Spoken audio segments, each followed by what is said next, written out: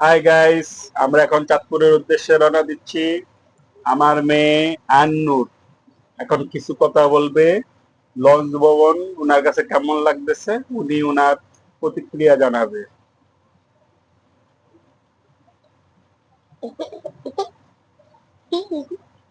বলেন।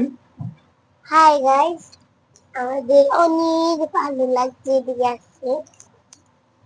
অনেক সুন্দর সুন্দর নৌকা দিচ্ছে আর অনেক অনেক। হুম, বলতে থাকেন। আমরা নৌকা যে ঢুকতেছে, আবার এখন নৌকাও দেখে। আমাদের বলতে থাকেন এখানে আমাদের উঠতেছে। সেনাবাহিনী আমাদের নৌকা দেখছি সেনাবাহিনী। এখন আমার অনেক অনেক ভালো লাগছে। হ্যাঁ, জুম করলে দূরে সুন্দর সুন্দর সুন্দর দেখা যায়।